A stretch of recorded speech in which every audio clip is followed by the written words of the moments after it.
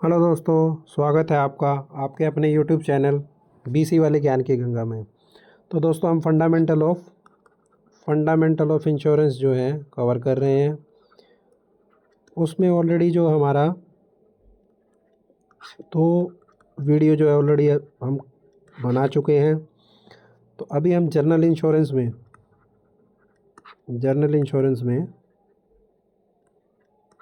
पहला हमारा जो है फायर इंश्योरेंस हम पढ़ने जा रहे हैं। उससे पहले हमने लाइफ इंश्योरेंस जो है कवर कर चुके हैं। इंश्योरेंस क्या होता है, फंडामेंटल जो इंश्योरेंस किसे कहते हैं, इसके ऊपर वीडियो बना चुके हैं। और उनके साथ कुछ एमसीक्यूज़ भी जो है हम उनमें रखे हैं प्रीवियस ईयर के, या और उनसे क्या क्या एमसीक्यूज़ बन सकते हैं जो आपके काम आएंगे हरियाणा जेल वार्डर में। Haryana jail warder, Haryana constable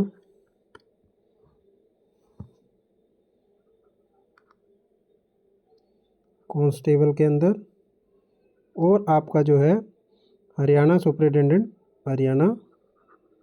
assistant superintendent jail. तो ये तीन जो एग्ज़ाम इसमें ज़्यादा कवर होते हैं। उसके अलावा ग्रुप डी में भी अगर हरियाणा के ग्रुप डी में ये टॉपिक रखा है तो प्लीज़ ये भी उनके लिए भी है, या बाकी तमाम लोग जो इंश्योरेंस के बारे में जानना चाहते हैं कैसे होता है, तो इस वीडियो में जो है वो सब इसके बारे में पढ़ सकते हैं, देख सकते हैं दोस्तों। नाउ फायर इंश्योरेंस क्या होगा भैया? आपको कोई आपकी प्रॉपर्टी है, उसमें दुकान हो गई या कोई फैक्ट्री हो गई, कोई ऐसी चीज़ जहाँ जो आपका वैल्यूएबल आइटम्स है, या घर हो गया, तो वो फायर ना लग जाए वहाँ। और फायर लग जाए तो उसका इंश्योरेंस होना चाहिए कि कोई चीज़ फायर में जल गई, तो उसके लिए कोई आपका जो इंश्योरर है, जो कंपनी है, वो आपको इस तरीके की सुविधा प्रदान करती है। तो इसमें क्या होगा, इस ए कॉन्ट्रैक्ट ऑफ इंडेमनिटी, ये एक कॉन्ट्रैक्ट ऑफ इंडेमनिटी है। और जो हमारा लाइफ इंश्योरेंस था वो जो है ये नहीं करता है कवर, नॉट इंडेमनिटी, ठीक है। ये एक डिफरेंस है, याद रखना दोस्तों।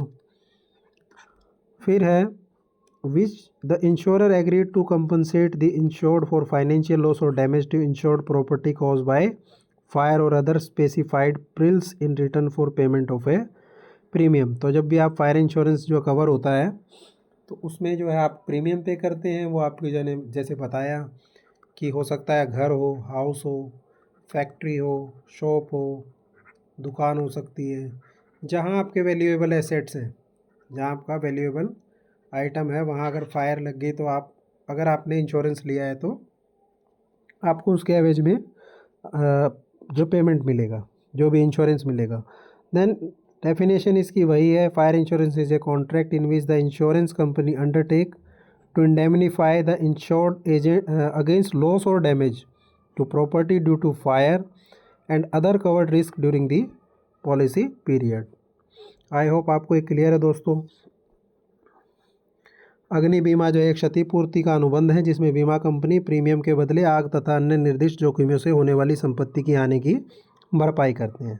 ऑब्जेक्टिव क्या है? ऑब्जेक्टिव हमें समझ में आ गया अभी। Protect property against fire losses, restore to financial position to the of the insured, reduce business interruption losses, provide financial security, encourage investment industry and business. तो अपने आप को जो है लॉस से बचाने के लिए काफ़ी सारे जो है लॉस किसी तरीके से हो सकते हैं वो बताया है।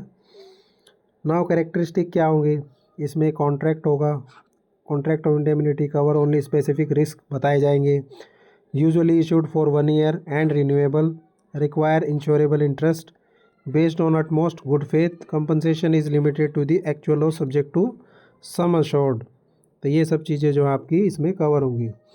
Now essential for fire insurance contract, क्या क्या आपके लिए ज़रूरी है? Offer acceptance, insurable interest, utmost good faith, payment of premium, lawful object, legal capacity of party, ये सब आपका लीगल उसमें आता है। तो यहाँ आप मोटा मोटी जो मैं जल्दी जल्दी इसलिए कवर कर रहा हूँ क्योंकि इसमें कुछ ज़्यादा है नहीं दोस्तों। देखो यहाँ हाउस ओनर हो सकता है, शॉप ओनर हो सकता है, फैक्ट्री ओनर हो सकता है, वेयर हाउस ओनर, जहाँ जहाँ सामान रखते हैं, जहाँ वैल्यूएबल आइटम होगा वहीं आग से हम प्रोटेक्शन लेंगे या फिर उसका इंश्योरेंस लेंगे। तो यही चीज़ है, उसके ऊपर हमें इंश्योरेंस लेना है।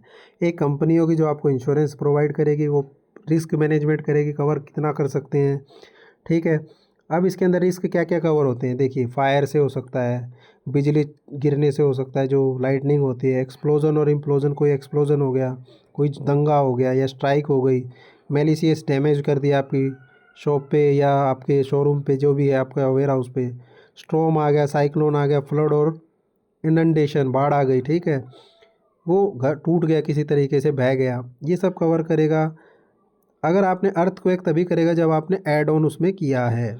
जब आप कभी भी आपको ये सब चीज़ें देखनी है तो सबसे बढ़िया है पॉलिसी बाज़ार, वहाँ जाइए, आपको कितने टाइप के जो है इंश्योरेंस मिल जाएंगे, पता चल जाएगा क्या क्या ऐड ऑन होता है, क्या क्या नहीं करना है।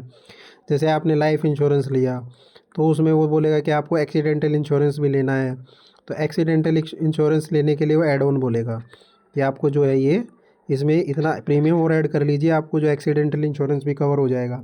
ये सब चीज़ें मिलती हैं। Now aircraft damage, impact damage, Bush fire, झाड़ियों में जो फायर लग जाती है उसकी वजह से कोई फायर लग गई, ये सब सारे रिस्क जो कवर होते हैं, उसी के बेस पे जो है कंपनी आपको देखती है कितना रिस्क कवर कर सकते हैं। अब इसके अंदर क्या क्या कवर नहीं होता है, अगर वॉर एंड इन्वेजन हो गया तो कुछ नहीं हो सकता। न्यूक्लियर रिस्क किस कोई न्यूक्लियर अटैक या न्यूक्लियर रिस्क है, वहाँ भी ये नहीं कवर करेंगे।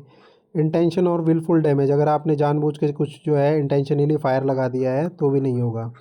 नॉर्मल वीयर एंड टेयर पे नहीं मिलेगा। ग्रेजुअल डिटेरियोरेशन, एक समय के बाद कोई भी चीज़ जो है टूटती है, उसकी वैल्यू कम होती है, तो वो भी कवर नहीं होगा।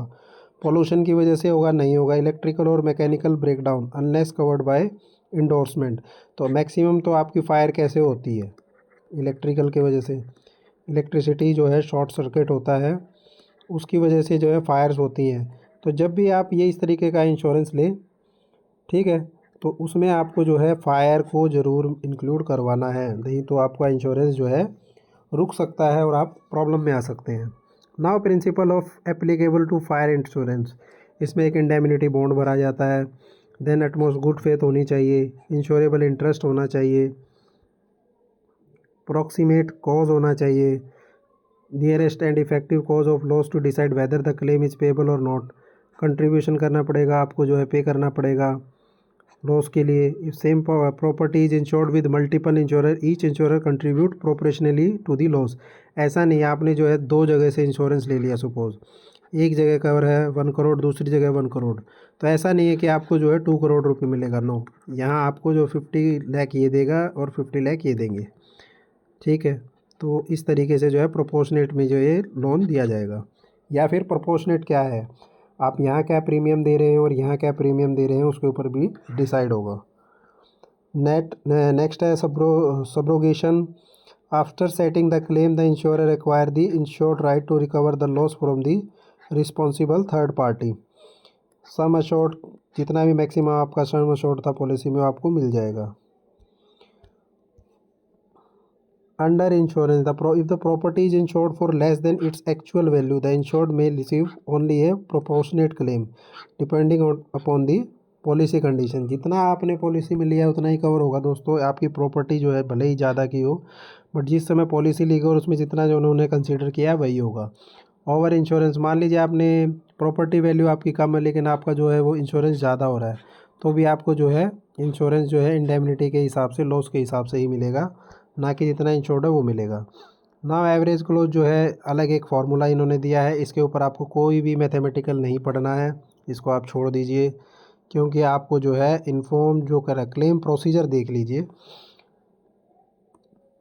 जैसे मान लीजिए आपका जो है फायर लग गया किसी शॉप में, तो आप क्या करेंगे, आप जो है इन्फॉर्म करेंगे कंपनी को कि भैया हमारे फायर लग गई, ये डैमेज हो गया, take reasonable step to minimize further damage. आपको जो स्टेप ले लिया, फायर ब्रिगेड आ गई और आपने उन्होंने बुझा दिया आग को, फायर को एक्सटिंग्विश कर दिया, ठीक है। जब फायर एक्सटिंग्विश हो गई तो lodge an FIR if required, police को आप एफआईआर कर सकते हैं। सबमिट द क्लेम फॉर्म, आपको एक क्लेम फॉर्म भरना है जो इंश्योरर बताएगा, एंड देन वो आप सबमिट कर दीजिए जो भी डॉक्यूमेंट उसके साथ चाहिए। देन सर्वेयर असेस दी लॉस, तो इनका जो है एक रिप्रेजेंटेटिव आएगा जो आपकी जो इंश्योरेंस कंपनी है वो जो है सारा डैमेज का जो है सर्वे करेगा, फ़ोटोग्राफ्स जो भी लेना है या जो भी उसको पूछताछ करनी है वो सब करके जाएगा, क्या क्या डॉक्यूमेंट उसको चाहिए वो आपको बता के जाएगा कि ये सबमिट कीजिए। Submit supporting documents, claim is process, फिर आपका क्लेम जो है प्रोसेस किया जाएगा। यहाँ आपकी जो है चीज़ें चेक की जाएंगी कि कितना डैमेज हुआ है, कितना कवर था, और कितना हम जो है उसमें उस कवर को कवर कर सकते हैं बेसिकली। तो सारी कंडीशन वो देखेंगे, उसके हिसाब से आपका जो क्लेम सेटल किया जाएगा। तो this will be the process. I hope आपको समझ में आ गया। सारे प्रोसेस में इसी तरीके से प्रोसेस करना है आपको क्लेम को।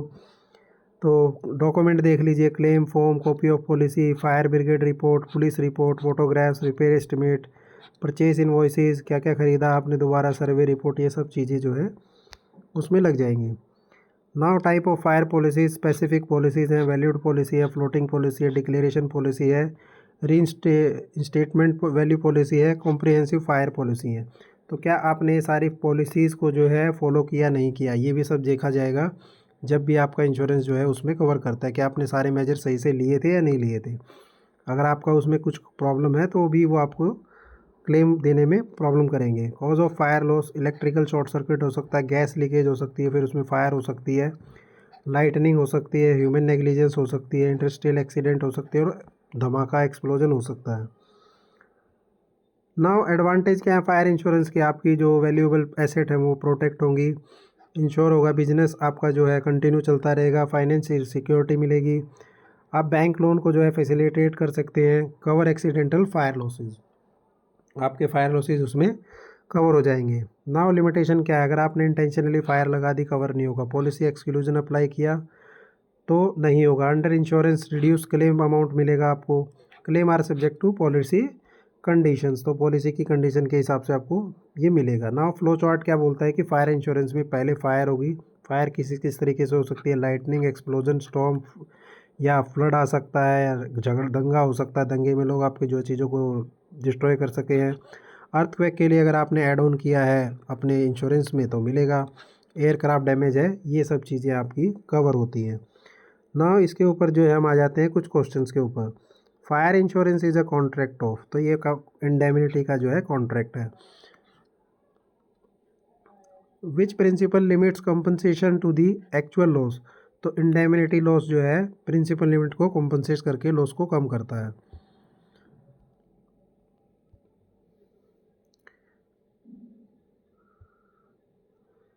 इन fire insurance insurable interest must exist, कब करेगा, at the time of loss, जब आपका लॉस होगा तभी वो एग्जिस्ट करेगा।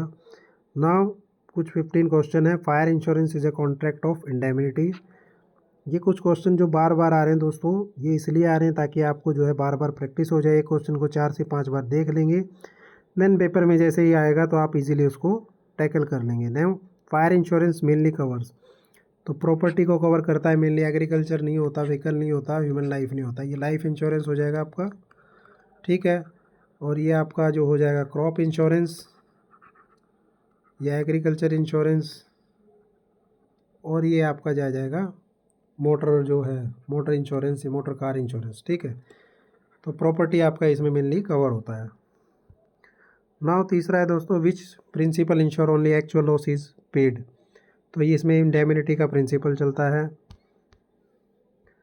अंडर इंश्योरेंस में रिजल्ट इन, आपका क्लेम जो है रिड्यूस हो जाएगा अगर अंडर क्लेम है तो, एवरेज क्लोज से। Which assess the loss in a fire insurance claim, surveyor, जो सर्वेयर आएगा कंपनी की तरफ से, जो रिप्रेजेंटेटिव आएगा, इंश्योरेंस कंपनी रिप्रेजेंटेटिव